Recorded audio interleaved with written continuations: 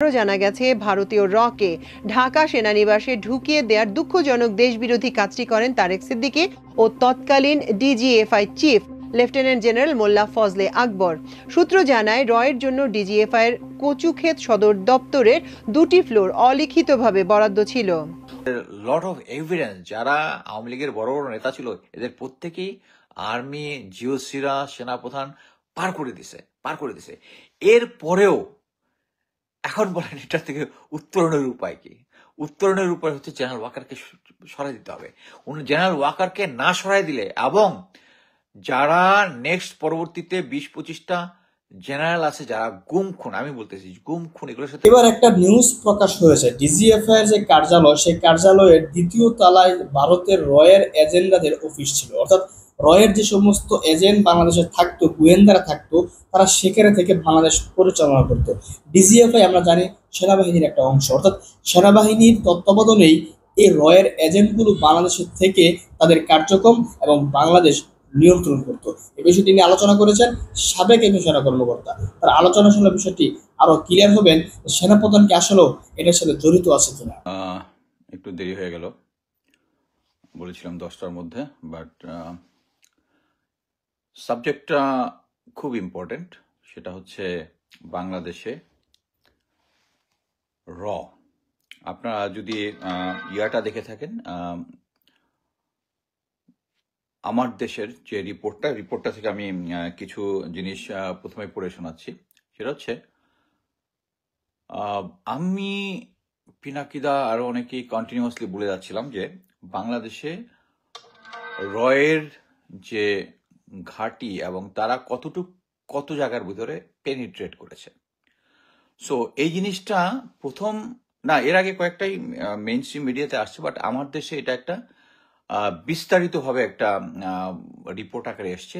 So এটা নিয়ে আমি কথা বলবো, ডিসিশন নিয়েছি। প্রথমে হচ্ছে বাংলাদেশের জাতীয় নিরাপত্তা উপদেষ্টা ছিল জেনারেল তারেক সিদ্দিকী। তার উচিত হচ্ছে বাংলাদেশকে বহির্বিশ্বের আক্রমণ থেকে, অর্থাৎ হচ্ছে বাংলাদেশের বাউন্ডারির বাইরে যারাই আসে, এখানে আধুনিক এই যুগে শত্রু বলে কেউ নাই, বন্ধু বলে কেউ নাই। আমাদেরকে ফরেন পলিসি সেট করতে হবে হচ্ছে আমার দেশের রিকোয়ারমেন্ট অনুযায়ী, এবং এটা প্রতিবেশী দেশের রিকোয়ারমেন্টের সাথে অ্যাডজাস্ট করতে হবে উইন উইন সিচুয়েশনে। সো প্রথমেই হচ্ছে জেনারেল তারেক সিদ্দিকী যেটা করেছে সেটা হচ্ছে, আমাদের ভিতরে রিপোর্টের মূল থিমটা ছিল হচ্ছে যে ডিজিএফআই এর ভিতরে রয়ের একটা 2টা ফ্লোর জুড়ে তারা রয়ের অফিস বানিয়েছিল, এবং ওখান থেকেই ভার্চুয়ালি তারা বাংলাদেশকে কন্ট্রোল করতো বিভিন্নভাবে। এবং তারা বাংলাদেশের বিভিন্ন জায়গাতে, আপনি এই জিনিসটা বুঝতে হলে, এই জন্য আমি প্রথমে বলেছিলাম আপনারা বাংলাদেশের র বইটা যদি পড়েন, দেয়ার আর লট অফ বুকস। আপনারা যদি আরো ডিটেলস বুঝতে চান, একটা হচ্ছে বি রামনের একটা বই আছে, কাউ বয়েজ অফ র, সম্ভবত কাউ বয়েজ হচ্ছে RN কাউয়ের বয়েজ, মানে রয়ের যারা 1960 ওই র যখন তৈরি হয় তখন তার হেড ছিল হচ্ছে RN cow. He was a serious man.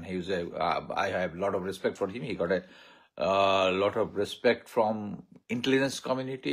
যদিও পুলিশ ব্যাকগ্রাউন্ডে ছিল, বাট হি ওয়াজ ফেনোমেনল। বাট এবং র তৈরি হয়েছে 1968-এ, এবং 3 বছরের মধ্যে তাদের মেইন এইম যেটা ছিল পাকিস্তানকে ভাগ করা, তারা ভাগ করতে সফল হয়েছিল। 4 বছরের মধ্যে তারা ওই যে আমরা যেটা বলি লেন্দুব দর্জি, সিকিমকে তারা নিয়ে নিয়েছে। এবং তার যতগুলো প্রিন্সলি স্টেট আছে, তারা 1947-এ যখন দেশটা ভাগ হলো, তার ভিতরে যে কাশ্মীর, জুনগড়, আজকে যদি পিনাকিদার ভিডিওটা দেখেন আরো ক্লিয়ার হয়ে যাবেন। সো এগুলোর মধ্যে তাদের মেইন এইমটাই ছিল যে তাদের বাংলাদেশের ভিতরে যারা আছে, বাংলাদেশটাকে তাদের নিজের করে নিয়ে যেতে চেয়েছিল। কিন্তু যেহেতু এখানে প্যাট্রিয়টিক লোকজন ছিল, শুধু আওয়ামী লীগ ছিল না, সেই জন্য তারা এটা পারেনি। কিন্তু তারা কন্টিনিউয়াস, এবং এই শেখ হাসিনার গত 16 বছরে তারা একদম সবকিছু নিয়ে নিয়েছিল। সো এখানে আমি জিনিসটা বোঝার জন্য, মানে আপনারা যদি আচ্ছা, প্রথমে আমি যেটা করি যে আমার দেশের রিপোর্টটা বলি। সেখানে বলেছিল যে তারেক সিদ্দিকী নিরাপত্তা হিসাবে কাজটা করেছিল উল্টা, তারা বাংলাদেশকে ইন্ডিয়ার হাতে তুলে দিয়েছিল। তার একটা টিম ছিল, টিমের মধ্যে কারা কারা ছিল? লেফটেন্যান্ট জেনারেল মুজিব, আপনাদের কি মনে আছে যে 7ই আগস্ট গত বছর 253 জন ভারতীয় নাগরিককে সেনাবাহিনীর যে স্বপ্নচূড়া বিল্ডিং আছে, এই বিল্ডিং এর ওখান থেকে সেনাবাহিনীর বাসে করে এয়ারপোর্ট পর্যন্ত দিয়ে আসা হয়েছিল। এখন এটার সাথে মিলান, ওই যে এবং এটা করা হয়েছিল কার কোঅর্ডিনেশনে? Lieutenant general Mujib. Lieutenant general Mujib যখন এটা করেন, তখন কি জেনারেল ওয়াকার এটা জানতেন না? ক্যান্টনমেন্টের ভিতরে তো হয়েছিল। সো এটা জাস্ট বুঝার চেষ্টা করেন। এইটা হচ্ছে ম্যাক্সিমাম এই 253 লোকজন ছিল। এই আমার দেশে যে আসছে যে কচু ক্ষেতের যে ডিজিএফআই এর বিল্ডিংটার দ্বিতীয় এবং তৃতীয় তলা, কেউ বলে শুধু তৃতীয় তলা, আর এই রিপোর্টটাতে দেখলাম, আমি জানতাম শুধু তৃতীয় তলা, এখন দেখতেছি এটা বলছে দ্বিতীয় এবং তৃতীয় তলা, এই দুইটাই। সো এখানের মধ্যে যে সমস্ত স্টাফ ছিল এর ম্যাক্সিমাম ওই 7 তারিখে। একটা জিনিস আমি বলে রাখি, তারা যদি জানতো যে তারা সিচুয়েশন এভাবে, জেনারেল ওয়াকার তো প্রথম দিন 5 তারিখে এসেই বলে দিল যে সবার গুম খুন সবকিছুর বিচার করবে, একদম 100% সবকিছু করে ফেলবে, সে হচ্ছে এই বিপ্লবের পক্ষে। কিন্তু আস্তে আস্তে সে এখান থেকে পোস্ট থেকে চলে গিয়েছে এবং বাংলাদেশকে স্ট্যাবল করতে পেরেছে। তারা কিন্তু স্ট্যাবল করে দিয়েছে, আমরা এটা মেনে নিয়েছি যে জেনারেল ওয়াকার যেটা করতেছে ওইটাই ভালো করতেছে। কারণ তার যে লেসপেন্সার যারা আছে, এই জিনিসটাই আপনারা ক্লিয়ার হইতেন হচ্ছে যদি বইটা পড়েন বাংলাদেশেরও। এখানে বাংলাদেশের প্রথম ডিজি ছিল সম্ভবত ব্রিগেডিয়ার জেনারেল আমিনুল হক, বোধ হয় স্যারের নাম। সে তার একটা আমি জিনিসটা একটু দেখেই পড়ি। উনার একটা 2000 সালে অক্টোবরে দৈনিক ইনকালাবে ধারাবাহিকভাবে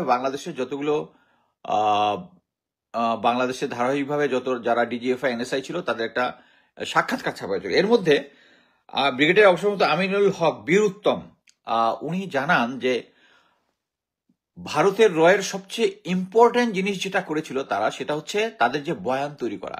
তারা বাংলাদেশ সেনাবাহিনীর বিরুদ্ধে একটা বয়ান তৈরি করে, যারা প্রগতিশীল ছিল, যেটা পিনাকিদার ভাষায় বঙ্গু সুশীল বা এরকম একটা বঙ্গু সুশীল একটা, যেটা এই পার্টি তৈরি করেছে, যারা বাংলাদেশ আর্মির এগেনস্টে ঘৃণা ছড়াতো। এইখানে দেখেন, এই আওয়ামী লীগের 17 বছরে এসে এই জিনিসটা কিন্তু চেঞ্জ হয়ে গেছে। কেন চেঞ্জ হয়ে গেছে? তারা এখন আর্মির পক্ষে কথা বলে। এটা কিন্তু সাক্ষাৎকারে আমিনুল হক স্যার বলেছিলেন যে তাদের মোস্ট ইম্পর্টেন্ট জিনিস হচ্ছে তারা বা এই প্রগতিশীল যারা আছে তাদের মাধ্যমে বাংলাদেশ আর্মির বিরুদ্ধে একটা হেট্রেড তৈরি করেছিল। তারা স্বাধীন বঙ্গবন্ধী আন্দোলনকে পালে হাওয়া দিয়েছিল, তারা শান্তি বাহিনীকে সাপোর্ট দিয়েছিল। এর কারণ একটা ছিল বাংলাদেশ আর্মির এগেন্সে একটা হেট্রেড করতো। বাট এখন তারা কি করতেছে, এখন যেহেতু আর্মিটা তার কন্ট্রোলে, তখন কন্ট্রোলে ছিল না, এখন যেহেতু তার কন্ট্রোলে চলে আসছে, এখন হচ্ছে বাংলাদেশ সেনাবাহিনী ভালো, জেনারেল ওয়াকার ভালো। এখন আরেকটা জিনিস আপনাকে আপনারা সবাই জানেন, সাবেক GD major general M A Matin, যিনি তত্ত্বাবধায়ক সরকারও ছিলেন এবং দুর্নীতি দমন কমিশনের মহাপরিচালক ছিলেন, উনি যে কথাটা বলেছে, সর্বপ্রথম অনুপ্রবেশ করেছে সংস্কৃতির মায়াবী পথ ধরে, তারপর ক্রমশ শাখা প্রশাখা বিস্তার করছে শিক্ষাঙ্গন, কালক্রমে তার ব্যাপ্তি ও প্রসার ঘটেছে আমাদের রাজনৈতিক অর্থনৈতিক অঙ্গনে। তার মানে বুঝতে পারছেন? এবং এই যে বয়ানটা যারা তৈরি করে, এর মধ্যে আরেকটা ইম্পর্টেন্ট জিনিস আছে। এই যে সাংস্কৃতিক কর্মকর্তা বললাম না, কোন 1991 সালের দিকে বাংলাদেশের দায়িত্বপ্রাপ্ত কর্মকর্তা ছিল মিস্টার মহাপাত্র, দূতাবাসে। তার ওয়াইফ ছিল, নাচ টাচ বিভিন্ন সময় করতো, এবং তার ওয়াইফও ওই লাইনে ট্রেন ছিল। তারা এসে সংস্কৃতি, তখন বিএনপির সময় ছিল, সাংস্কৃতিক অঙ্গনে তাদেরকে ইনফ্লুয়েন্স করতো। এবং বাংলাদেশের এখন যে সাংস্কৃতিক অঙ্গন যেটা আছে, এটা আপনারা জানেন যে তাদের 100%, অলমোস্ট 99.99% হচ্ছে সেই বঙ্গু প্রগতিশীল। তারা এখনো জয় বাংলা, চুপে চাপে জয় বাংলার স্লোগান দেয়। রোকেয়া প্রাচিত 32 নম্বরের সামনেই চলে গিয়েছিল যখন 32 নম্বর ভাঙা হয়। সো এখানে তারা যেটা মেইনলি কাজ করে, এই যে আমরা জানলাম যে 7ই আগস্ট রয়ের এজেন্টরা চলে গেছে, আমরা এখন জানি ঢাকা ক্যান্টনমেন্টের ভিতরে তাদের অফিস ছিল, এনএসআই এর একটা অফিস ছিল, যেটা বনানীতে একটা অফিস ছিল, হোটেল লেকশোরে একটা অফিস ছিল, যে এই রিপোর্ট অনুযায়ী। কিন্তু তারপরে আমরা একটা পার্টি যারা আছি তারা এখন ওই যে তারা বয়ান তৈরি করেছে, তাদের যে সুশীল সমাজ যেটা আছে তারা বয়ান তৈরি করেছে, এবং দেখেন এখানে কিন্তু একটা ক্লিয়ারলি বলেছে যে বনানীতে এবং লেকশোরে যে অফিসটা ছিল এটাতে বাংলাদেশ রিটায়ার্ড মিলিটারি অফিসার যারা আছে তাদের একটা গ্রুপ এখানে কাজ করতো, এবং তারা এখনো কাজ করে যাচ্ছে। এই রিটায়ার্ড অফিসার গ্রুপটাকে কিভাবে কন্ট্রোল করে সেটা হচ্ছে আমরা সবাই জানি। প্রফেসর কলিমুল্লাহ সবাইকে পিএইচডি দেয়। প্রফেসর কলিমুল্লাহ যেটা করে, এই কলিমুল্লাহদেরকে সহ অন্যান্যদেরকে তৈরি করেছে। এই যে প্রথম আলো থেকে শুরু করে আপনারা যদি এই আগের যে ডিজি যারা ছিল তাদের এই বই, তাদের বয়ানগুলা পড়েন, তার ইয়াগুলা পড়েন, তার বইটা পড়েন, তাহলে আপনি ক্লিয়ার বুঝে যাবেন যে প্রফেসর কলিমুল্লাহর মতো লোকজনকে। আর প্লিজ এটা মনে করবেন না যে কলিমুল্লাহ কিছুদিন আগে আমার সম্বন্ধে ওই হাসিনার আমলের ব্লিড যে প্রকাশিত একটা জিনিস, যেটাতে আমাকে শুরু করে আমার ফাদারকে শুরু করে সবার নামে যে কুচ্ছা রটাইছে, it is nothing personal, it's totally patriotic. আমি আপনাদেরকে কলিমুল্লাহ সম্বন্ধে বলতেছি বা অন্যদেরকে যা বলতেছি সেটা হচ্ছে টোটালি প্যাট্রিয়টিক। আমাদের কাছে এখন প্রফেসর জেনারেল ওয়াকারের বয়ানগুলা, জেনারেল ওয়াকারের কার্যক্রমগুলা, সে যখন এখন সুশীল আওয়ামী লীগকে আনতে চায়, যখন আওয়ামী লীগ নিষিদ্ধ ঘোষণা করতে, তখন আমরা মেনে নেওয়ার চেষ্টা করতেছি। কি জন্য? কারণ ওই সুশীল পার্টি আপনাকে বয়ান দিয়ে আপনাকে কনভিন্স করার চেষ্টা করতেছে যেটা হচ্ছে তা ঠিক হচ্ছে, জেনারেল ওয়াকার ঠিক কাজ করতেছে। আমার এগেনস্টে প্রচার হচ্ছে, আমার নিশ্চয়ই জেনারেল ওয়াকারের এগেনস্টে কোনো একটা পার্সোনাল গ্রাজ আছে। ভাই আমাকে বলবো, আপনাদেরকে দেখতে বলবো যে আমি অ্যাটলিস্ট 2 বার, যখন উনাকে প্রথম সেনাপ্রধান অ্যাপয়েন্টমেন্ট দেওয়া হয় তার আগে আমি কনক সরার ভাইয়ের ইয়াতে আমি ক্লিয়ারলি উনার পক্ষে বলেছি, উনি এত ভালো মানুষ, উনি করেছে সেই করেছে। আমাদের কি এইম ছিল যে উনি অ্যাকচুয়ালি শেষ পর্যন্ত কোনো কঠিন রক্তপাত টাইপ কোনো কিছু না করেন, কিন্তু উনি করেছেন। আমি আপনাদেরকে ক্লিয়ার ভাষায় বলি, একটা অডিও রেকর্ড আছে যেটা পাবলিক আসতেও পারে নাও আসতে পারে। সেটা হচ্ছে যে উনি সবাইকে আদেশ দিচ্ছেন যে এখানে কোনো ছাত্র জনতা নেই, যারা আছে সব হচ্ছে সন্ত্রাসী, তাদের উপরে গুলি করতে হবে, ফার্স্ট লাইন অ্যামুনিশন, আমি গুলির কোনো হিসাব নিব না, থামাইতে হবে। এই ধরনের অডিও ক্লিপ আছে। এটা আসলে আমি একটা জিনিস বলি, এটা যদি পাবলিকও হয়, এক পার্টি বলবে এটা ডিপ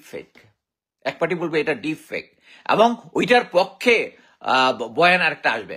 আমরা যখন দেখেছিলাম যে ছাত্র জনতার মধ্যে গুলি করতেছে, তখন হিন্দি ভাষায় কয়েকটা ডায়লগ হয়েছিল। এটা আমি যখন পোস্ট করি তখন এক পার্টি ঝাঁপায় পড়ছে যে এটা সিলেটি ভাষার একটা, এটা হিন্দি না।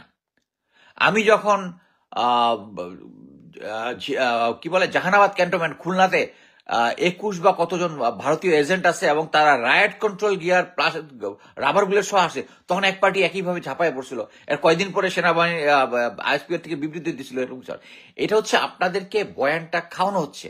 আপনারা যদি এই জিনিসটা মানে বাংলাদেশের র বা ইনসাইড র অশোক রায়না যেটা যদি না পড়েন, শুধু এই সুস্থ বঙ্গু প্রগতিশীলদের কথাবার্তা শোনেন। এই যে দেখেন প্রফেসর কলিমুল্লাহ, আমি কলিমুল্লাহর উদাহরণ দিচ্ছি, তার প্রতি আমার পার্সোনাল গাছ থেকে না।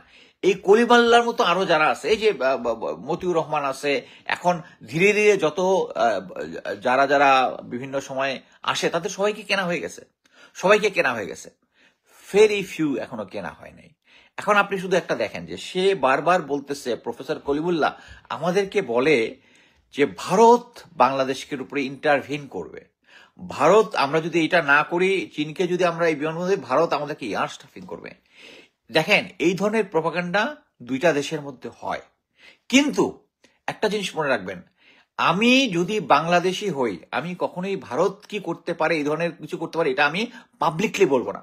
আমি কোথায় বলবো? আমার যদি গোয়েন্দা সংস্থার সাথে যোগাযোগ থাকে, আমি কলিমুল্লাহ একজন প্রফেসর, তার সাথে তার আন্ডারে বহুত লোকজন পিএইচডি করছে, তাদের প্রত্যেকে ইয়া করতে হয় যে ইন্ডিয়া কিন্তু এটা, উনি যদি রিয়েলি বিশ্বাস করে উনি এটা করতে পারে, উনি না করে উনি ভারত তাকে দিয়ে বলাচ্ছে। দেখেন বাংলাদেশে তাকে যে অনারারি র্যাঙ্কটা দেওয়া হয়েছে লেফটেন্যান্ট কর্নেল, প্রথমে তো মেজর দেওয়া হয়েছিল, এটা মানে নর্মালি কিন্তু একজনকে একটাই র্যাঙ্ক দেওয়া হয়, মানে অনারারি র্যাঙ্কের মধ্যে প্রমোশন, এটা আমি আগে শুনি নাই। প্রথমে সে মেজর ছিল, তারপরে ওখান থেকে অনারি র্যাঙ্ক থেকে। এটা কেন হয়েছে? বিকজ সে বাংলাদেশের মিলিটারি নিয়ে কথা বলে, সে বাংলাদেশের মিলিটারির সাথে আস্তে আস্তে ক্লোজ হওয়ার চেষ্টা করছে। সে যখন বাংলাদেশে যখন রংপুরে একটা মিলিটারি ওই যে বিউপির আন্ডারে যখন একটা কলেজ বা ইউনিভার্সিটি কিছু একটা হয়, তখন তার যে হেড ছিল একজন ব্রিগেডিয়ার জেনারেল, তাকে গিয়ে বলে একদম স্যালুট দেওয়া, উনি হচ্ছে স্যার আমি মেজর কালিমুল্লাহ, আমার এখানে আপনার এখানে আমি ক্লাস নিতে চাই। সে ইচ্ছা করে আর্মির ভিতরে ঢুকছে এবং তাকে মানে সে যে আমি লিখিত দিয়েছি যে সে যে বলেছে যে আমি আমি তার সম্বন্ধে মিথ্যাচার করছি, কি জন্য সে কখনো জাহাঙ্গীরনগরে ছিল না। পরে আবার বলছে প্রেশনে ছিল, এটা স্বীকার করে নাই। বাট আমার কথা হচ্ছে তার এগেনস্টে কমপ্লেন তো এইটা না যে আপনি কোথা থেকে করছেন, বাট আপনার আন্ডারে লোকজন পিএইচডি করতেছে, এইটা হচ্ছে আমার কমপ্লেন। এটাই হচ্ছে আমার কমপ্লেন, যে আমাদের সবার কমপ্লেন। তার এগেনস্টে সে উনি কোথায় করেছে? বিউপিতে তাকে নিয়ে গেছে তার স্কুল ফ্রেন্ডকে লেফটেন্যান্ট জেনারেল মামুন খালেদ, উনি নিজেও তার আন্ডারে পিএইচডি করেছেন। মোটা বেনজির তার পিএইচডি করেছেন, মোটা আজিজ, জেনারেল আজিজ তাকে করেছেন। এছাড়া অনেক মিলিটারি অফিসার যাদেরকে পিএইচডি র্যাঙ্ক দিছে হচ্ছে এই আওয়ামী কনসিডারেশনে। এবং এর মধ্যে আরো ওয়েস্টেজও আছে, অনেক লোকজনকে করাইছে যে এদেরকে পিএইচডি ডিগ্রি দিলে এরা বিভিন্ন সময় টক শোতে লঞ্চ করতে, কিন্তু তারা কথাবার্তা এফেক্টিভ ছিল না, তারা ওয়েস্টেজ। বাট এইভাবে পিএইচডি দেওয়া হচ্ছে। এবং প্রফেসর কলিমুল্লাহকে কেন দেওয়া হয়েছে লেফটেন্যান্ট কর্নেল র্যাঙ্কটা? মেজর দেওয়া হয়েছিল কিন্তু প্রথমে, তারপরে মানে অনারি র্যাঙ্কের মধ্যে প্রমোশন আমি শুনি নাই, আছে কিনা থাকতে পারে, বাট আমি শুনি নাই। সো ওখানে তাকে লেফটেন্যান্ট কর্নেল দেওয়া হয়েছে কারণ সে বাংলাদেশ আর্মি এইটা করতে পারে, ওইটা করতে পারে, এটা করলে ইন্ডিয়ান আর্মি ইন্টারভিন করবে, এই জিনিসটার ওয়েটেজ বাড়ানোর জন্য। এবং এই জিনিসটাই যে গত 16 বছরে এর আগের পর্যন্ত যারা ডিজি ছিল, বিভিন্ন জেনারেল মতি থেকে শুরু করে যারা মোহাম্মদ জান চৌধুরী, যারা ডিজি এনএসআই ডিজি ছিল, তারা এইটাই বলার চেষ্টা করছে যে তাদের মেইন জিনিসটা হচ্ছে বাংলাদেশের এগেনস্টে বয়ান তৈরি করার জন্য তারা এই যে ফিফথ কলামিস্ট বলে, এটাকে ফিফথ কলামিস্ট তারা তৈরি করেছে। এবং এদেরকে আমরা ফাইট করার মতো যথেষ্ট আমরা বয়ান তৈরি করতে পারতেছি না। বয়ান তৈরি করার মতো এখন যে স্ট্রং বয়ান তৈরি করতে হবে সেটা হচ্ছে পিনাকিদা। কিন্তু আমরা পিনাকিদার এখন তার পার্সোনাল জিনিসপত্র নিয়ে তার এখন মনে করেন যে আমি এখন কথাবার্তা বলি, আমার এবং সম্বন্ধে অনেকে কি বলে শেখ হাসিনার সময় অনেক কিছু ব্লিজ দিছে, আমার সম্বন্ধে অনেক কিছু মিথ্যা তথ্য দিছে, এগুলো হালে পানি পাই নাই। এখন মনে করেন আপনি একটা হালে পানি পাইলেন, মনে করেন যে আমার একটা ভিডিও অডিও কিছু একটা বাইর হয়েছে, but does it mean that আমি এখন যে কথাটা বলতেছি যে ভারত আমাদেরকে ক্যাপচার করতেছি, it's wrong? It's not wrong. এখনকার যুগে ভারতের এগেনস্টে বাংলাদেশের প্যাট্রিয়টিক পিনাকিদা যত স্ট্রংলি বয়ান তৈরি করতে পারে, আপনারা কেউ করতে পারতেছেন না, আপনারা সিম্পলি কেউ করতে পারতেছে না। জেনারেল পিনাকিদা যেরকম ভাবে বয়ান তৈরি করতেছে ভারতীয় আগ্রাসনটা নিয়ে, আমরা জানি আমি তো সিঙ্গেল ম্যান। আমি এই যে আমি বলে দিয়েছিলাম 10টার সময় আসতে পারবো, কিন্তু আসি নাই। আমার আজকে অ্যানুয়াল ছিল, ডক্টরের ছিল, ডক্টরের সাথে আমার ওয়াইফকে নিয়ে যেতে হয়েছে বিভিন্ন জায়গায়, ব্যাংকে যাইতে হয়েছে, বিভিন্ন ক্রাইসিস। আমি গত সপ্তাহে আমি কাজ করছি সিম্পলি 80 আওয়ার্স কাজ করে আমি এখানে টাইম দিচ্ছি। এটা কি জন্য? আমার প্যাট্রিয়টিক পয়েন্ট অফ ভিউ থেকে আমার দেশটাকে ভারত এভাবে কন্ট্রোল করবে এটা আমি দেখতে পারবো না। সো একটা জিনিস বুঝতে হবে আমাদেরকে, এই যে আমার দেশ যে রিপোর্টটা বের করেছে এটা আমাকে সিরিয়াসলি নিতে হবে। আমরা যে সমস্ত বয়ান ভারতীয় রেসপন্সাররা তৈরি করে তাদেরকে আমাকে থামাইতে হবে। আমি অ্যাকচুয়ালি যখন আমাকে প্রফেসর কলিমুল্লাহ আমার নামে যে কথাগুলো বলছে, তখন তার নামে আমি গুগলে সার্চ দিয়ে আমি অবাক যে তার সম্বন্ধে তো কিছু বলারই দরকার নাই। তার নামে শ্বেতপত্র আছে তার দুর্নীতির। সে রংপুরে একটা কলেজের ভিসি ছিল, ওখানে কতদিন মানে বছরের কত অংশই নাকি সে ছিল। আমি আর ওইটা ইন্টারেস্টই পাই নাই পড়তে। কতদিন অ্যাবসেন্ট ছিল, ঢাকায় ছিল, ওখানে থাকার সময় কি কি করছে, যারা তাকে থ্রেট, আমাকে আরো ডেঞ্জারাস জিনিস, যারা তাকে থ্রেট দিত, তখন সে যেহেতু জেনারেল আজিজের, এই যে সেনাপ্রধান জেনারেল আজিজের কিন্তু ক্লাসমেট, সে আমি যেটা শুনলাম সে ক্লাসমেট, এবং সে পিএইচডি করছে, এবং সে তখন হচ্ছে ডিজিবিজিবি। সে স্ট্রেট যারা তাকে বলতো তাকে থ্রেট দিত যে গুম করে ফেলবে। সে স্ট্রেট যারা তার বিরুদ্ধে কথা বলছে তাকে গুম করে ফেলবে। এই যে শ্বেতপত্র প্রকাশ হয়েছে, তার যে এত দুর্নীতি, কেউ তাকে ধরতেছে না। He should be behind the bar. দেখেন, সে দুর্নীতি করছে, এটা তার প্রধান পাপ না। তার প্রধান পাপ হচ্ছে সে বাংলাদেশের এগেনস্টে সরাসরি, বিইং এ বাংলাদেশি সিটিজেন, সে সরাসরি বয়ান দিতেছে যে ভারত আমাদের অ্যাগ্রাসন করবে, ভারত আমাদেরকে ইন্টারভিন করবে, ভারত মিলিটারিলি অ্যাগ্রেসিভ হবে, ভারত আমাদেরকে কি বলে মানে বিমান আক্রমণ করবে তিস্তাতে। এটা মেনে নেওয়া যায় না, এটা মেনে নেওয়া যায়। কলিমুল্লাহকে তার দুর্নীতির জন্য না, বাট আমি মনে করি তাকে ধরার জন্য সরকারের উচিত এই যে ভারতীয় লেসপেন্সার যারা আছে তাদেরকে ধরতে হবে আমাদের। কলিমুল্লাহকে ধরার সবচেয়ে সোজা, কারণ সে তার যে দুর্নীতির যে আছে, সে যে এই যে জানিপাপ যে ইয়াটা করেছে, এটা কিন্তু সে কিন্তু নিজে তৈরি করে না, যে তৈরি করছে তার কাছ থেকে আইনের মারপেচ দিয়ে সে নিয়ে নিছে, এবং এটা দিয়েই সে গত 3টা ইলেকশনে তার বয়ানের মাধ্যমে এই 3টা ইলেকশনকে সে সহি মানে কি অংশগ্রহণমূলক বলেছে, এবং এই কারণেই ভারত থেকে সে সহায়তা পেয়েছে, যার ফলে ভারত এটার সাথে বয়ানের সাথে কোইনসাইড করছে এবং তারা সরকারটা টিকে গেছে। এরকম একটা কালপিটকে আমরা এখনো কথা বলতে দিচ্ছি, এবং সে এখনো সগর্বে ভারতের এগেনস্টে কথা বলতেছে। সো আমি একটা জিনিস বলি যে এই যে আপনার এই রিপোর্টটা পড়লেন, এখন আপনার কার্যক্রম কি?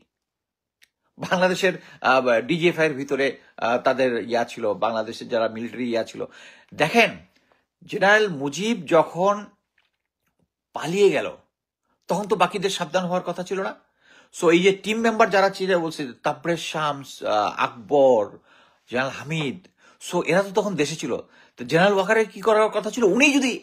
উনি যদি ইয়া না হয়, মানে উনি বুঝলাম উনি রওনা, উনি একজন সহি তাহাজ্জুদের নামাজ পড়া সেনাপ্রধান, তাহাজ্জুদের নামাজ পড়া, তাহলে ওনার কি করা হচ্ছিল?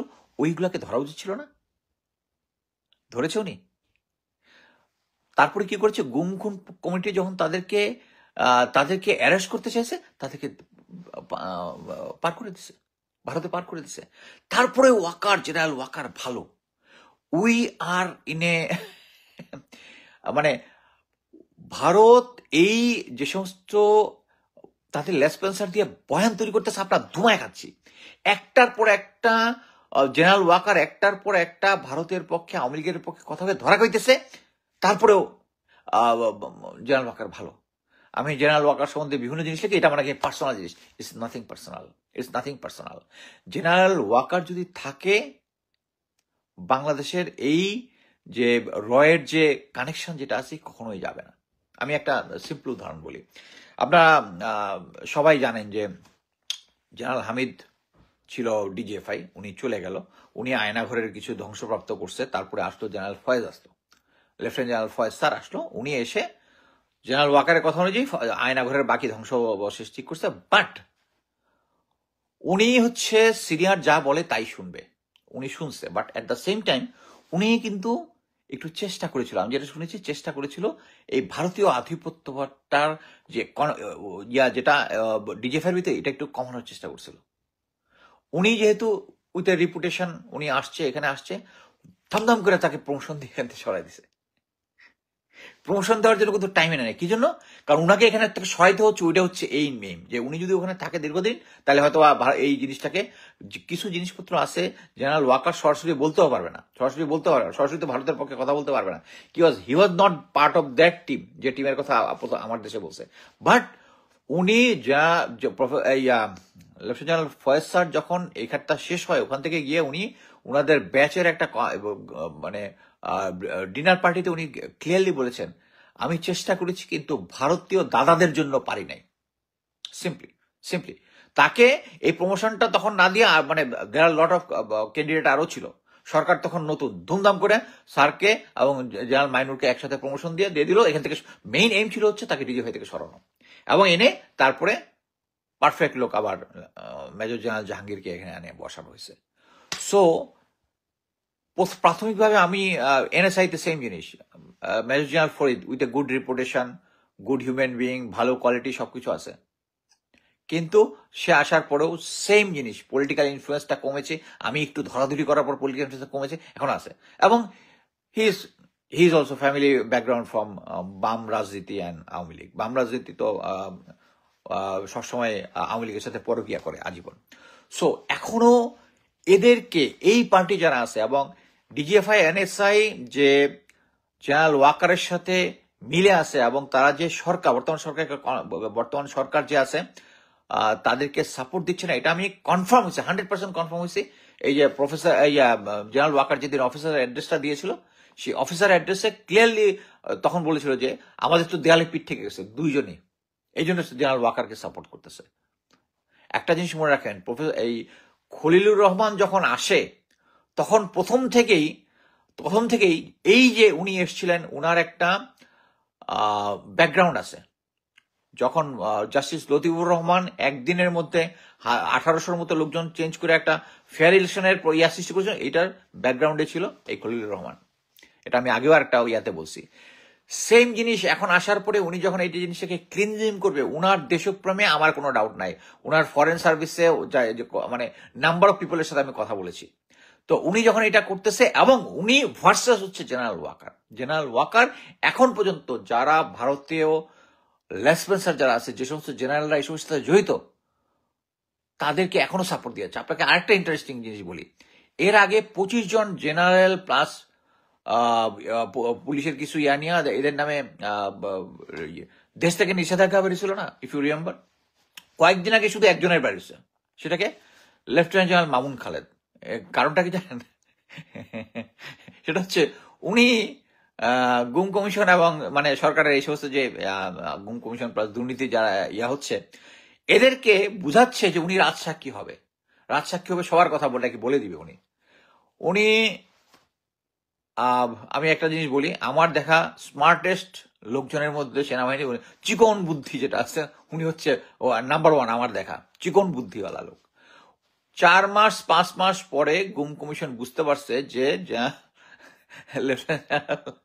মামুন খালেদ তাদেরকে কোনো ইনফরমেশনই দেয় নাই, শুধু ম্যানিপুলেট করার চেষ্টা করছে। দেন ফাইনালি তার নামে, এবং উনিও বিদেশে পাড়ায় গেছিল, উনি দেশে ফেরত আসছে, এসে ভাবছিল ওইটা ম্যানেজ করে ফেলবে। এখন উনি এখন দেশে আছে, দেশের উপর নিষেধাজ্ঞা দিয়ে দিয়েছে। এরাই ছিল হচ্ছে মূল বাংলাদেশে ভারতীয় লেসপেন্সার। এখন আপনারা যে একটা জিনিস বলেন যে বাংলাদেশ যদি ভারতীয় আধিপত্যবাদের ইয়াতে যদি না করতে পারে, মানে এটা থেকে যদি না ছুটতে পারে, বাংলাদেশের কোনো মানে অ্যাকচুয়ালি ইন্ডিয়া অলরেডি তার প্রাথমিক অ্যাচিভমেন্টটা করে ফেলছে, আমাদেরকে দ্বিধাবিভক্ত করে ফেলছে। যারা এন্টি ভারতীয় কথাবার্তা বলে, আমার নামেও কিছু বাইর করছে, যে কলিমুল্লাহকে দিয়ে একটা বয়ান দেওয়া দিচ্ছে, সত্য হোক আর না হোক। আর যেহেতু দাদার এগেনস্টে কিছু সামাজিক কিছু আছে, এটা নিয়ে এখন শুধু এটা নিয়ে। বাট কথা হচ্ছে, এখন আমার নামেও যদি কোনো কিছু হয়, আমি যে এই কথাগুলো বলতেছি এগুলো মিথ্যা না। আপনাদের এইটা মনে নিতে হবে যে আমি দেখলাম যে পিনাকি দাদা আজকে একটা ছবি দিছে, যে এটা হচ্ছে কোরো অফিসের মধ্যে, আজকের কোরো অফিসে এখনো শেখ মুজিবের ছবি লাগায় আসছে। অ্যাকচুয়ালি এই ছবিটা আমি পেয়ে আমাদের মিলিটারি, আমি সবকিছুতে পাবলিক করতে চাই না। আমি একটা ছবি দিলাম গ্রুপে, আমাদের রিটায়ার্ড অফিসার ফর্মে, কিছুক্ষণ পরে দিয়ে দাদা ওটা আপলোড করতেছে কোরো অফিসে, মানে someone has given it to দাদা। কিন্তু জিনিসটা এখানে থিমটা হচ্ছে, এখনো ক্যান্টনমেন্টের ভিতরে বঙ্গবন্ধুর ছবি লাগানো আছে, ভিএম এর যে শেখ মুজিবের মূর্তিটা আছে, এটাকে কাভার করা হয়েছে, বাট এখন আছে। সো আমরা শুধু এইটা শুধু জিনিস দেখবো না, there is a lot of evidence. যারা আওয়ামী লীগের বড় বড় নেতা ছিল, এদের প্রত্যেকেই আর্মি, জিওসিরা, সেনাপ্রধান পার করে দিছে। এর পরেও এখন বলেন এটা থেকে উত্তরণের উপায় কি? উত্তরণের উপায় হচ্ছে জেনারেল ওয়াকারকে সরাই দিতে হবে। জেনারেল ওয়াকারকে না সরাই দিলে, এবং যারা নেক্সট পরবর্তীতে 20-25টা জেনারেল আছে যারা গুম খুন, আমি বলতেছি গুম খুন, এগুলোর সাথে জড়িত, তাদেরকে যদি না সরান, এই আওয়ামী ভারতীয়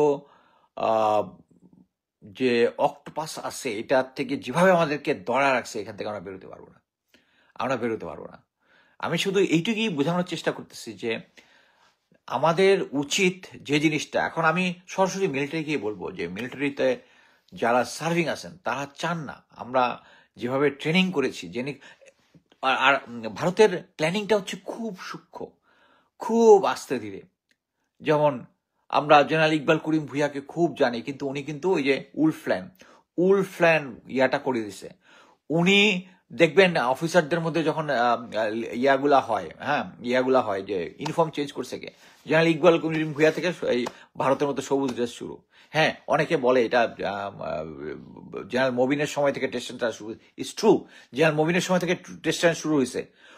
আপনি কি মনে করেন না যে জেনারেল মবিনের মতো একটা জেনারেল যে একটা আর্মিতে একটা নতুন জিনিস ইন্ট্রোডিউস করবো, প্রথমে ইউনিফর্মটা আমি পরে ছবি দিব? হয়তো না, হয় নাই। কারণ কি, উনি জানে এটা নিয়ে রিপার্কেশন হবে, বাট উনি কিন্তু দেওয়া যায় না, উনি চলে গেছে নেক্সট টেস্টের ট্রায়াল উনি করছে, বাট এটা ফাইনালি জেনারেল ইকবাল করিম ভুঁইয়া থেকে শুরু হয়েছে। সো আমি আরো ঘটনা দিয়ে বলছি যে ইন্ডিয়া যখন 16টা ব্যাটালিয়নকে তারা ইনফেন্ট্রি ব্যাটালিয়নকে তারা এটা নিয়ে আমি ডিটেলস লিখছি, তারা প্যারা ইনফেন্ট্রি করতেছে, আমরা তখন আমাদের 2টা ব্যাটালিয়নকে প্যারা ইনফেন্ট্রি করছি, যেখানে আমাদের 2টা প্যারা কমান্ডো ব্যাটালিয়নকে ট্রেনিং দেওয়ার জন্য সাফিসিয়েন্ট এয়ার অ্যাসেট নাই। কেন? কারণ আমরা হচ্ছে ভারতের অ্যালাই, তাদের 16টা মিলা, আমাদের 2টা মিলা, আমরা অ্যালাইড ফোর্স, আমাদের 18টা ব্যাটালিয়ন আছে। সো এই জিনিসটা থেকে আমাদেরকে বেরিয়ে আসতে হবে। আমি আগেই বলেছি যে আমাদের বর্তমানে এখন বাংলাদেশে জিনিয়াস থেকে আমি জানি খলিল সাহেব একজন জিনিয়াস লোক, কোনো ডাউট নাই, কিন্তু তার ইম্পর্টেন্স জিনিয়াস থেকে হচ্ছে তার প্যাট্রিয়টিজম আছে কিনা। আমি আপনাকে বলি, আমি আমার সম্বন্ধে যে কলিমুল্লাহ বা অনেকেরা বলে যে একদম মিডিয়াকার অফিসার ছিল বা এভারেজ অফিসার ছিল, ইটস ট্রু। আমি কিন্তু স্টাফ কলেজ করি নাই, কিন্তু আমি গোয়েন্দা সংস্থাতে চাকরি করছি, কমান্ডোতে চাকরি করছি, আমার ব্যাপারে আমি যেটুকু আছে ওটুকু আমি ফ্লারিশ করেছি। আমি মনে করি যে আমি আর্মিতে লেফটেন্যান্ট কর্নেল হয়েছি, আলহামদুলিল্লাহ, this is a good rank. আমাকে যখন এই যে বঞ্চিত অফিসার হিসেবে বলছে, আমি কিন্তু অ্যাপ্লাই করিনি, কারণ আমার বলছে লেফটেন্যান্ট কর্নেল পর্যন্ত আমি হয়েছি, আলহামদুলিল্লাহ। কিন্তু এই জিনিয়াস অফিসাররাই বাংলাদেশ, এই যে বললাম না lieutenant Mamun Khaled genius officer, কিন্তু প্যাট্রিয়টিজম নাই। এই যে বিভিন্ন রিপোর্টের মধ্যে দেখেন যে বাংলাদেশ সেনাবাহিনীর অফিসাররা এবং অন্যান্যরা, একটা জিনিস দেখেন, সিভিলিয়ান, আমাকে সবাই বলে যে সিভিলিয়ান সচিব, পুলিশ, এরা যে এত করতেছে, আমি তো ওদের চাকরি করি নাই, ওরা আজীবন এগুলা করে গেছে, ওরা শুরু থেকে দুর্নীতি এগুলা সবকিছু করে গেছে। বাট আমরা যখন এখানে জয়েন করছি, উই টুক দ্য লিড। আমরা গুম খুন থেকে শুরু করে, এই যে এখানে যে লেফটেন্যান্ট মেজর জেনারেল সিদ্দিকের কথা বলা হইলো, লেফটেন্যান্ট আরেকজন হচ্ছে মেজর জেনারেল আবু সাইদ স্যারের কথা, আবু সাইদ স্যারের কথা বলা হলো। হি ইজ দ্য ম্যান, বাংলাদেশের প্রথম বাংলাদেশ আর্মি রিটায়ার্ড অফিসার, প্রথম সে 200 কোটি টাকা কালো টাকা সাদা করছে 25 কোটি টাকা ট্যাক্স দিয়ে। বাংলাদেশ আর্মিতে disgusting thing. Major general Abu Saeed আসছিল এখানে, গত বছর আসছিল, আমার ক্লোজ একজনের বাসায় ছিল, আমাকে ভুলেও বলে না যে উনি আসছেন। একটা জিনিস দেখেন, সেনাবাহিনীরা, আমি যখন সেনাবাহিনীতে ঢুকেছি তখন একটাই ছিল, প্রাইড ছিল, তখন ইউএন মিশনও ছিল না, আমরা জাস্ট সম্মান বাংলাদেশকে সার্ভ করার জন্য আসছিলাম। এখন বাংলাদেশ আর্মির ভিতরে এখন এই দুর্নীতিগুলা ঢুকায়া মানে একটা এমন একটা সিচুয়েশন তৈরি করছে। এই যে জিয়াউল হাসান আমার কোর্সমেট, তার বাসায় কিন্তু 3 ট্রাঙ্ক না 4 ট্রাঙ্ক ফরেন কারেন্সি পাওয়া গেছে। ফরেন কারেন্সি চিন্তা করতে পারবেন না। এখনো সে এই টাকাগুলো খরচ করতেছে বিভিন্ন জায়গায় তার পক্ষে কথা বলার জন্য। সো এখন বাংলাদেশের সিচুয়েশন যেটা আমরা সবাই জানি, আওয়ামী লীগ সরকার বিভিন্ন সময় বিভিন্ন হাজার কোটি টাকা পাচার করছে। এই টাকা পাচার দিয়ে এখন তারা, আপনি শুধু একটা জিনিস চিন্তা করেন যে 1400 লোক মারা গেছে। আপনার যে জিনিসটা, আমি যদি আওয়ামী লীগ হইতাম, লজ্জায় চোখ বন্ধ করে পালায় চলে যেতাম, একদম ইয়ে হয়ে। বাট এত কিছুর পরে লন্ডনে আপনারা দেখেছেন, ইভেন নিউ ইয়র্কে আওয়ামী লীগের পক্ষে গলাবাজি করার লোক আছে। সো এটা একদম সেম যে নাৎসি যে কাল্ট যেটা ছিল, নাজি পার্টি, সেম জিনিস হয়ে গেছে। তাকে নিষিদ্ধ করা এখনো হয় নাই, তাদের কার্য স্থগিত হচ্ছে, বাট আমি মনে করি ফিউচারে এটা হবে। সো আমি প্রেজেন্ট রাজনৈতিক পরিস্থিতিতে লাস্ট একটা কথাই বলবো। আমরা দেখেছি যে তারেক জিয়ার সাথে প্রফেসর ইউনূসের একটা কনফারেন্স হয়েছে, ইনডোর কনফারেন্স হয়েছে। এটার এখন পর্যন্ত যত যত আমি দেখেছি, যত রিভিউ দেখেছি, এভরিথিং ইজ গুড, বাট একটা জিনিস হচ্ছে এই বিএনপিকে একটা জিনিস বুঝতে হবে যে তাদের যে সমস্ত লোকজন আছে, তাদের যে লোকজন এখানে আছে, তারা চোখ বন্ধ করে যারা ভারতের সাথে কানেক্টেড তাদেরকে আউট করতে হবে, এটা যদি বিএনপি না বুঝে তাদের ফিউচার ইজ নট গুড, বাংলাদেশের এখন যে বর্তমান পলিটিক্স, এই পলিটিক্স হচ্ছে এন্টি ভারতীয়। ভারতকে যারা স্পেস দিবে, যাদের এখন আমি একটা জিনিস আপনারা দেখেন যে তারেক জিয়া কত সুন্দরভাবে প্রফেসর ইউনূসের সাথে রেসপেক্ট রেখে কথা বলেছে। প্রথমে বলছে আম্মা আপনাকে সালাম জানিয়েছেন। He is from a military family, তার ফাদার একজন গ্রেট জেনারেল ছিল, প্রেসিডেন্ট ছিল, এবং এটা সবাই স্বীকার করে যে তার সময়ই বাংলাদেশের পররাষ্ট্রনীতি একমাত্র স্ট্রং ছিল। এই যে ভারত আমাদেরকে এইভাবে আষ্টে পৃষ্ঠে জড়ায় রেখে আমাদেরকে চাচ্ছে তাদের পররাষ্ট্রনীতি হিসেবে আমরা চলবো। আমরা অলরেডি ভারতের পররাষ্ট্রনীতি ফেস করে মায়ানমারের সাথে এবং ইয়ার সাথে আমরা সম্পর্কটা ক্রাইসিস করে ফেলছি। কিন্তু এখন এই সিচুয়েশনে যদি বিএনপি যে প্রথমে ডিসিশনটা ভুল নিছে, যে জেনারেল ওয়াকারকে সরানোর ব্যাপারে তারা ভুল ডিসিশন নিছে, ছুপ্পুকে সরানোর ব্যাপারে তারা ভুল ডিসিশন নিছে, এগুলো থেকে বেরিয়ে আসতে হবে। একটা জিনিস বলতে পারি যে বাংলাদেশ আর্মিকে ঢেলে সাজানোর জন্য জেনারেল ওয়াকারকে রেখে হবে না। আপনারা যদি বললাম না ওই যে অডিওটা, ওনার একটা অডিও আছে যে উনি আদেশ দিচ্ছেন যে এখানে কোনো ছাত্র জনতা নেই, সবাই হচ্ছে সন্ত্রাসী, এবং ফার্স্ট লাইন অ্যামুনিশন বলা আছে, এটা কোনো হিসাব দিতে হবে না, গুলি করার জন্য সে থামাইতে বলছে। এটা যদি বের হয় তারপরে এক পার্টি বয়ান নিয়ে আসবে, এটা ডিপ ফেক। সো আমি শুধু এইটাই বলতে চাচ্ছি যে আমাদের এখন উচিত ফার্স্ট হচ্ছে আর্মিকে রিভাইভ করা, আর্মির জেনারেল ওয়াকারকে সরানো, অন্যান্য যারা ভারতের সাথে কানেক্টেড তাদেরকে সরানো। এখানে তো আর কোনো ইয়ার নেই, মনে করছে লেফটেন্যান্ট জেনারেল 5 জন ভারতে, আর মেজর জেনারেল সব 5 জন ভারতে পালায় গেছে। এরা কি ভারতীয় এজেন্ট ছিল। পালায় যাওয়ার পরে এখন মিলিটারি স্ট্রাকচারে ব্রিগেডিয়ার, ক্যাপ্টেন, মেজর, লেফটেন্যান্ট, এগুলো বাকিরা কি কেউ নাই? শুধু এই 5 জনেই যারা পালায় গেছে এরাই শুধু ভারতীয় এজেন্ট ছিল। আমরা তো আগেই আমি বলছি যে লেফটেন্যান্ট জেনারেল শাহিন অজিত দোভালের সাথে টেক্সট আদান প্রদান করছে, এটা নিয়ে জেনারেল ওয়াকার তাকে সামন করছে, তাকে শুধু পোস্টিংটা করাই দিছে। তারা কিছু করে নাই কি জন্য? কারণ তারা সবাই জেনারেল ওয়াকারের রয়্যাল এজেন্ট, উনিও রয়্যাল এজেন্ট। কথা ক্লিয়ার। সো আমি শুধু এইটাই বোঝানোর চেষ্টা করতেছি, সেটা হচ্ছে আরেকটা জিনিস হচ্ছে যে বয়ান যারা তৈরি করে, এখানে প্রফেসর কলিমুল্লাহ দুর্নীতিতে, তো আপনি যদি গুগল সার্চ করে কোনো কিছু তার দুর্নীতিতে ভরা, দুর্নীতির সবকিছু তাই এটা ভরা, তাকে এই দুর্নীতির দায়ে এখন ধরে জেলে ভরা উচিত। কি জন্য? সে তার মেইন দোষ হচ্ছে সে বাংলাদেশে এগেনস্টে, বাংলাদেশে থেকে বাংলাদেশের নাগরিক হইয়া সে কিভাবে বলে ভারত আমাদেরকে ইন্টারমিনেট করে দিছি। আমি অ্যাকচুয়ালি তার সাথে যারা টক শো করেছি, টক শো করার সময় আমি তাকে কিন্তু প্রতিবারই ধরেছি। উনি আবার খুব স্মার্ট। আমি যেহেতু লেফটেন্যান্ট কর্নেল এবং উনার অনারি র্যাঙ্ক, অর্থাৎ উনি আমাকে স্যার বলে, আমি উনাকে প্রফেসর, ইজ এ টিচার, আমি তাকে স্যার বলি। কিন্তু কথা হচ্ছে when question of Bangladesh comes, সেটা হচ্ছে তাকে তার মুখটা বন্ধ করতে হবে, তার এই বয়ান দেওয়াটা বন্ধ করতে হবে। ভারতের পক্ষে কথা বলে এটার জন্য কোনো আইনে যদি না হয়, তাকে দুর্নীতির জন্য তাকে ধরতে হবে। এবং এই বয়ান পার্টিটা আপনারা দয়া করে বিশ্বাস করেন না। এই যে রিপোর্টটা আমার দেশ বের করেছে 100% সহি, 100% সহি। এবং এরকম একটা রিপোর্ট দিছে, এর মধ্যে 5 জন বিদেশে পালায় গেছে। আপনি কিভাবে এটা বলেন যে এটা সহি না? কেমনে বলতে পারেন? তারপরে তো ওই পার্টির বয়ান আপনি কিভাবে বিশ্বাস করতে পারেন? বাট আমরা যদি বাংলাদেশকে ভালোবাসি, আমাদের উচিত প্রফেসর ইউনূসকে সহায়তা করা, খলিলুর রহমানকে সহায়তা করা। জেনারেল ওয়াকারকে যদি না সরানো হয়, আমি বলি কোনোভাবেই বাংলাদেশের ভারতের আধিপত্য মরিয়া হবে না। এই যে আবার আরেকটা জিনিস মনে করাই দিই, ব্রিগেডিয়ার আমিনুল হক বোধহয় স্যারের নাম, প্রথম ডিজিএনএসআই ছিল, উনি বলে দিচ্ছে যে তারা সাকসেসফুলি বাংলাদেশের আর্মির এগেনস্টে তারা বয়ান তৈরি করতে পারছে। বাংলাদেশের আর্মিকে একটা যাকে মানে ভারত আওয়ামী লীগ, তারা বাংলাদেশ আর্মিকে নেগেটিভ, এই যে আপনারা দেখছেন না রক্ষী বাহিনী তৈরি করছে শেখ মুজিবুর রহমান, কি জন্য? আর্মির এগেনস্টে। তারা একটা আর্মির এগেনস্টে বয়ান তৈরি করছে সাকসেসফুলি। সেই বয়ান এই 2024 আইসে 25 আইসে চেঞ্জ হয়ে গেছে। এখন হচ্ছে আর্মি ভালো, কারণ এখন আর্মিকে তারা পকেটে নিয়ে নিছে।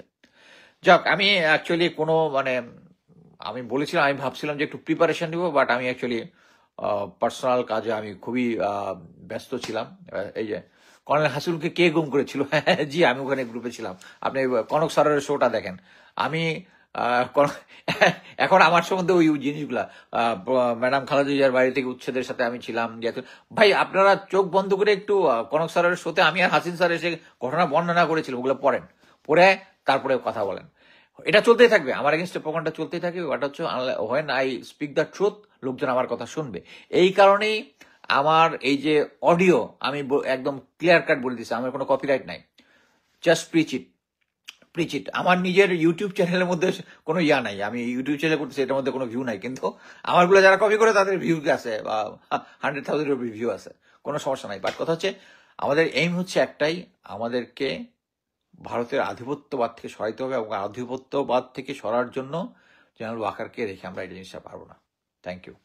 দর্শক আলোচনা শুনেছেন, শুনে বুঝতে পেরেছেন যে আসলে এটা হয়তো মানুষ সন্দেহ করতো, কোথায় থাকতো এটা একটা জানতো না, কিন্তু এখন জানতে পেরেছে যে ডিজিএফ এর কার্যালয়ের দ্বিতীয় তলায় এই অফিসটা ছিল রয়ের।